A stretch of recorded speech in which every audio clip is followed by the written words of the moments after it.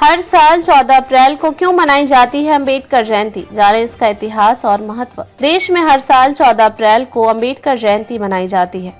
अम्बेडकर जिनको बाबा साहब अम्बेडकर के नाम से भी जाना जाता है, भारत के लिए उन्होंने कड़ी मेहनत और योगदान दिया था। इसलिए हर साल 14 अप्रैल को बाबा साहब को श्रद्धांजलि के तौर पर इसे मनाते हैं। अम्बेडकर को भारतीय संविधान का जनक कहा जाता है। उन्होंने भारत में समाज सुधार के लिए, दलितों के सुधार के लिए बहुत सारे काम किए हैं। वह एक विश्व स्तरीय वकील और समाज सुधारक थे, जिन्होंने आजादी के बाद देश को सही दिशा में आगे बढ़ाने का काम किया। साल 1947 में भारत को आजादी मिलने के बाद B.R. अम्बेडकर भारत के पहले कानून मंत्री बने।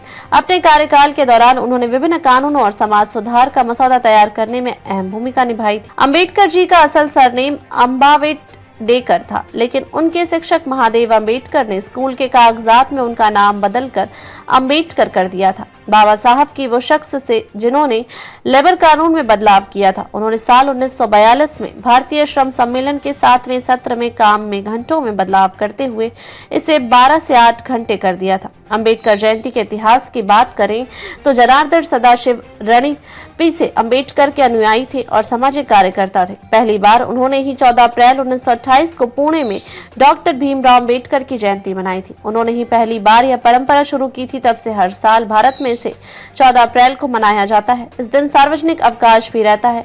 देश में अम्बेडकर जयंती इसलिए भी खास है क्योंकि जाति आधारित कट्टरता की ओर ध्यान आकर्षित करते हुए आजादी के 75 साल बाद नागरिकों के समान अधिकार की बात करती है। अम्बेडकर ने ही भारतीय संविधान का मसौदा तैयार किया था, जिसमें जाति, नस्ल, धर्म और संस्कृति की परवाह के बिना लोगों को समान अधिकार दिया गया था। उन्होंने दलितों के लिए शिक्षा और बुनियादी हित के लिए भी काम किया था।